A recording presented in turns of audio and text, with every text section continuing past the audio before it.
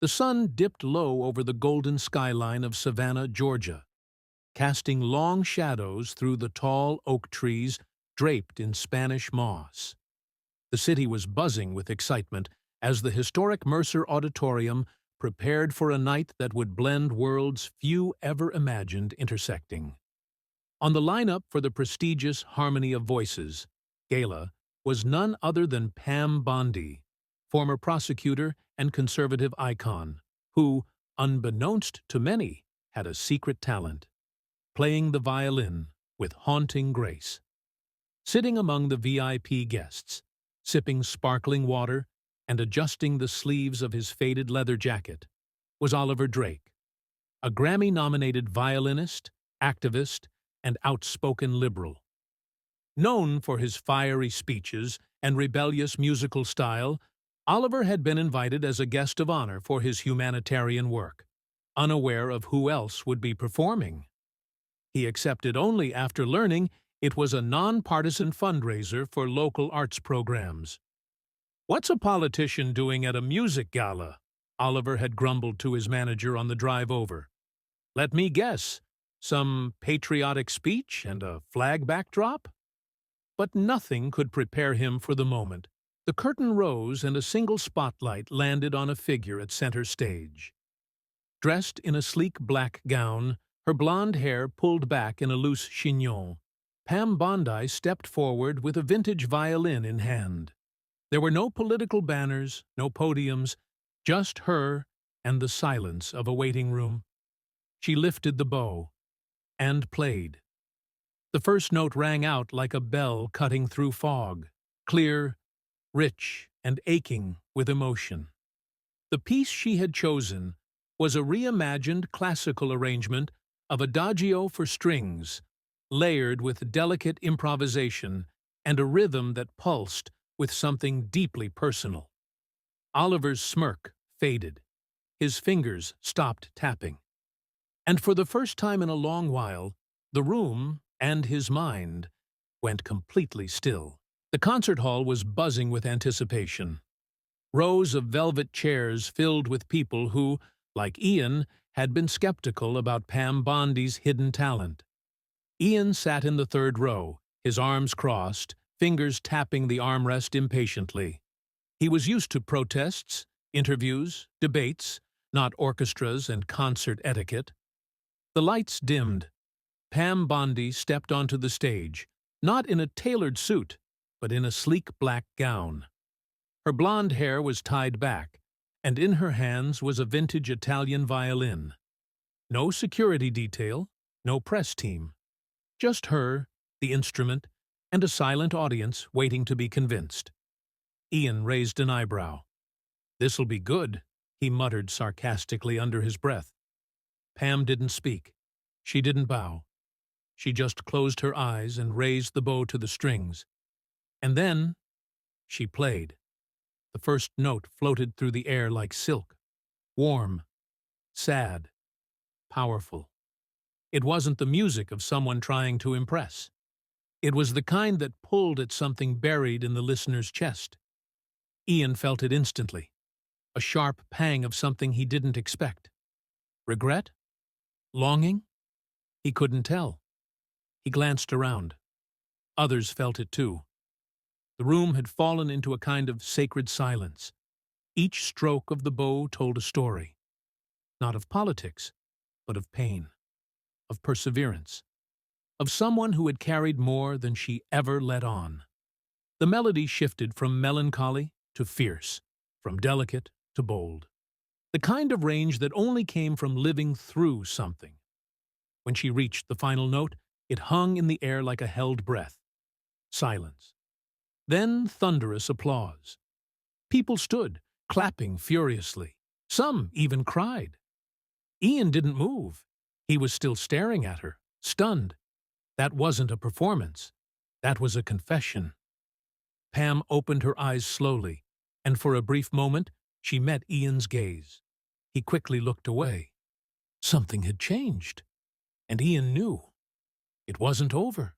Lucas hadn't planned to stay for the whole event. As an outspoken progressive artist, He'd arrived at the Palmview Civic Center more out of curiosity than genuine interest. Pam Bondi, a name he often heard in political debates, was scheduled to perform classical violin at a bipartisan charity night. A strange pairing, he thought. What was a former attorney doing playing Bach in front of an eclectic crowd? Still, something about her calm demeanor on stage made him hesitate. As she raised the bow, the hall quieted. The lights softened. And then, music. It wasn't just music. It was something else. The first note, drawn long and low, gripped the silence and bent it into a story. The room collectively inhaled. Lucas, arms crossed, felt his skepticism waver. He sat back in his chair, eyes narrowing as the melody unfolded. Pam wasn't just playing, she was speaking, through the strings. Her piece moved from soft melancholy to bold resilience. No words, yet somehow she said everything. He leaned forward. Her technique was impeccable, yes, but it was the emotion that struck him. As the piece ended, applause thundered through the auditorium. Lucas remained silent, caught in a strange space between admiration and confusion. This wasn't the person he thought she was. Backstage, Pam lowered her violin slowly, unaware that she had just sparked the curiosity of a man who'd never once seen her as more than a headline. And, for Lucas, the question had shifted from, "What is she doing here?" to "Who is she, really?" Lucas didn't sleep much that night. The music echoed in his mind, stirring up questions he couldn't push away. By morning, he found himself reading articles about Pam Bondi. Not her political career, but her upbringing, old interviews, and a surprising number of performances at community events. One headline caught his eye. Former Attorney General finds healing through violin. It was an old piece, dated 2 years after she stepped out of public office. The article detailed how, during a difficult season in her life, she had returned to the violin, a forgotten passion from her childhood, as a form of therapy. She had once studied at Juilliard, briefly, before law took over. Juilliard? Lucas muttered aloud. This wasn't just a hobby. Later that day, Lucas received an email from the event organizer. "Hi, Lucas. Pam asked if you'd join a small discussion group after tomorrow's luncheon. She said she noticed your reaction to her performance." He blinked, rereading the line.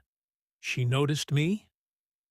The next afternoon, Lucas walked into the community library meeting room. A modest circle of chairs had been arranged. Pam sat near the window, her violin case beside her, chatting casually with a local teacher. She looked up and smiled. "Lucas, right? Glad you could make it." He nodded stiffly. "You remembered my name?" Pam chuckled softly. Hard to miss the only person in the room not clapping. Her tone was light, not accusatory. Lucas felt himself flush. "It wasn't... I didn't expect to be moved." "That makes 2 of us," she replied. "Playing in front of a divided room is harder than court." Lucas sat across from her. "Why do you do it?" Pam looked down at her violin case. "Because people see me one way. The music helps me show another." There was a pause, a quiet understanding. For the first time, Lucas didn't see a politician. He saw a person, flawed, layered, and maybe a bit like him. After the concert, the energy inside the theater didn't die down. It shifted. People weren't in a hurry to leave. Some stood in clusters, quietly discussing what they had just witnessed, while others stayed in their seats, almost unwilling to break the spell that had been cast. Pam Bondi, now backstage, carefully placed her violin back into its case, with hands that trembled slightly. Not from fear, but from emotion. She hadn't expected that kind of reaction. Applause, yes, but that silence before the clapping? That moment of stunned stillness? That was something else entirely. That was connection. Meanwhile, Julian remained seated, unmoving. The liberal musician who had once scoffed at the idea of someone like Pam Bondi touching a violin now sat frozen, his mind replaying every note. His expression wasn't just one of surprise, it was of internal conflict. The woman he had written off as a political symbol had just reached a place in him that politics never could. Backstage, a stagehand rushed in. "Pam, someone's asking to see you. Says he's, Julian Hart?" Pam raised an eyebrow but nodded. "Send him in." When Julian walked into the room, his steps were hesitant. He looked around, as if expecting someone else to be there to break the awkwardness. But there was only Pam, sitting calmly, a water bottle in hand, her violin case still open beside her. I just wanted to say something," Julian began, avoiding eye contact. Pam waited. She didn't smile, didn't nod, just waited. "You didn't just play music out there," Julian continued. "You told a story, and He stopped, trying to find the right words. "I was wrong about you." Pam tilted her head. "Wrong how?" Julian finally looked at her. "I thought I had you figured out. Conservative, cold, closed off. But that performance? It was honest, vulnerable. You didn't play politics tonight. You played truth." Pam took a sip of water, then stood. "Truth doesn't belong to one party, Julian." He nodded slowly. "Number, I see that now." There was a pause between them. Not tense, not uncomfortable, just honest. "You've got talent," he added. "Real talent. The kind that breaks walls." Pam smiled slightly. "So do you. I've listened to your stuff. You play with fire, but sometimes fire burns more than it warms." Julian chuckled. "Guess I needed to be singed a little tonight." As he turned to leave, Pam called out, "Julian!" He stopped. "Next time you play, invite me." He blinked, surprised. "You'd come? If you're playing truth?" "Always." For the first time, Julian offered a genuine smile. Deal. And just like that, the wall between them wasn't down entirely. But it had a door now. The next day, headlines buzzed, not with political drama, but with something far more rare: unity. Social media lit up with clips from Pam's performance, shared not just by her supporters, but by those who had previously criticized her. Comments ranged from "didn't expect that kind of depth from Bondi" to "music really is the great equalizer." And at the center of this unexpected cultural shift was the photo of Julian and Pam backstage, shaking hands. Julian, meanwhile, found himself in unfamiliar territory. For the first time in years, his followers, most of whom shared his liberal values, were divided. Some praised his willingness to listen and evolve. Others accused him of giving a platform to the enemy. One particularly harsh tweet read, "Bondi played a violin, and suddenly she's a saint?" Don't fall for the act, Julian. He stared at the comment longer than he should have. Then he closed his laptop and reached for his guitar. In the days that followed, Julian's music began to shift. Subtly at first. His lyrics carried the same edge, the same fire. But underneath, there was a layer of introspection that hadn't been there before. He hadn't changed sides, but he had changed perspectives. And that made all the difference. Pam, too, was flooded with messages. Invitations to appear on late-night shows. Requests from both conservative and liberal platforms. But she declined them all. She wasn't interested in turning the moment into a media circus. "Let the music speak," she told her team. Still, one invitation gave her pause. A live-streamed town hall-style performance and discussion, co-hosted by Julian Hart. Her team was skeptical. "This could go wrong," her assistant warned. "He could turn it political." Pam shook her head. "He won't. He's searching, just like the rest of us." She agreed. The venue was intimate, an old theater repurposed into a studio. The audience was small but diverse. Artists, students, professionals, retirees. People who probably wouldn't share a dinner table, but who now shared curiosity. The lights dimmed. A host introduced them, and Pam walked on stage with her violin. Julian followed, guitar in hand. No opening monologues, no flashy intros, just music. They played, separately at first. Pam's violin soared with emotion. Julian's guitar pulsed with rhythm and grit. Then, slowly, they began to play together. The harmonies weren't perfect, but they were raw, honest. They told a story neither could tell alone. When the final note hung in the air, the room erupted. Not with wild applause, but with something better, thoughtful silence. A moment to reflect, to absorb. Then the questions began. A woman stood. "I'm a teacher. I've spent the last 5 years telling my students that people like you," she gestured toward Pam, "only care about control and power. Last night, I watched your performance. I cried. I don't know what to believe anymore. What would you say to someone like me?" Pam looked her in the eye. "Don't believe in me. Believe in moments of truth. That's where we find each other." Julian added, "And maybe stop defining people by who they voted for. That's not who we really are." The crowd nodded. Some clapped. Others wiped tears. It wasn't a concert. It wasn't a debate. It was something in between. Something new.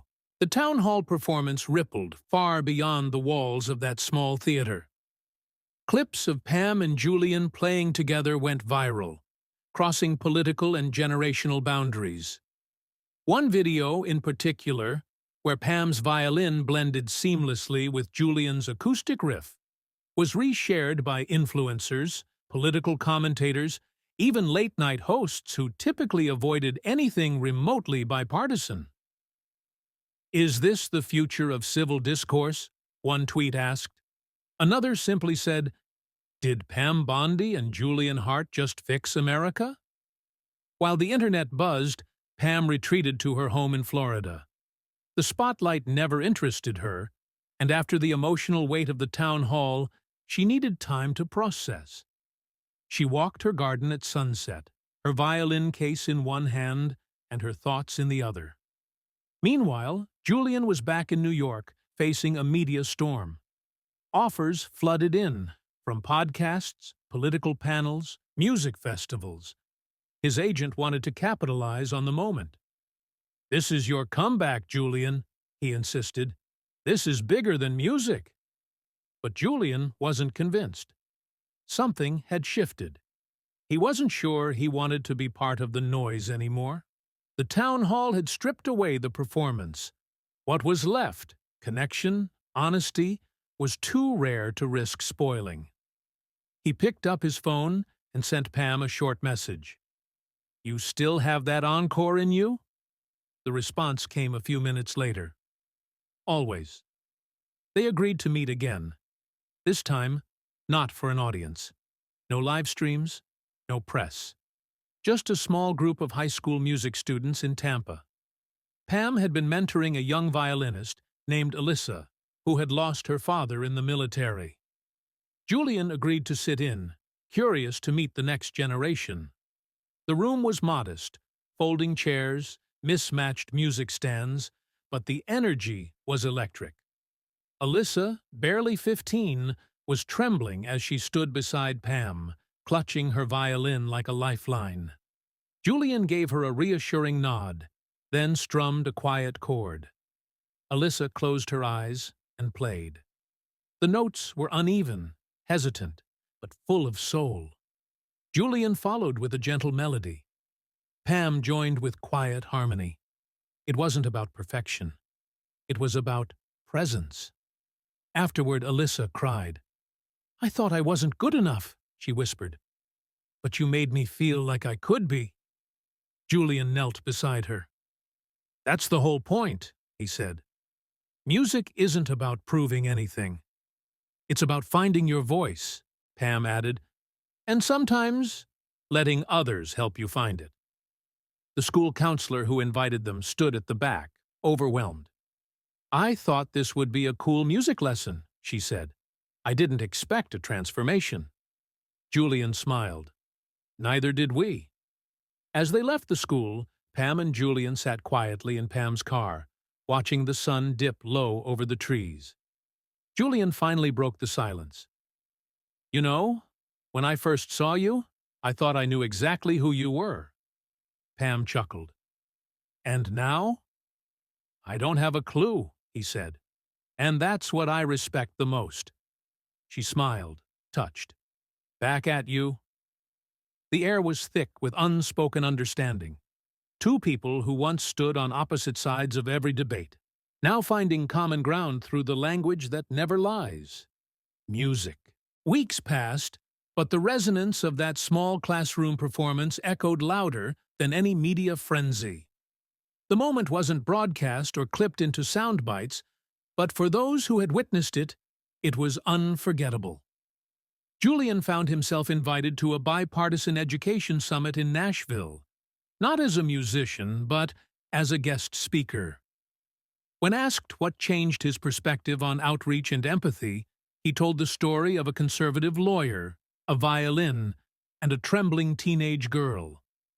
I went looking for division, he told the room, and found harmony instead. Pam, meanwhile, returned to her regular schedule. Court appearances, legal panels, community outreach, but something inside her had shifted. For the first time in years, she kept her violin case in her office, just in case. People began to ask her not about policy, but about Julian. You two really did something, one young woman said at a fundraiser. You gave us permission to listen again. An invitation arrived a month later. It was from the White House.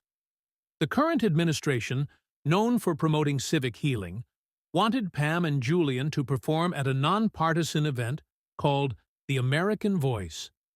It was meant to celebrate the unique voices of the nation, and how even the most unexpected ones could find a place in the same melody. They hesitated. Would the magic of that town hall or that music class translate to a national stage?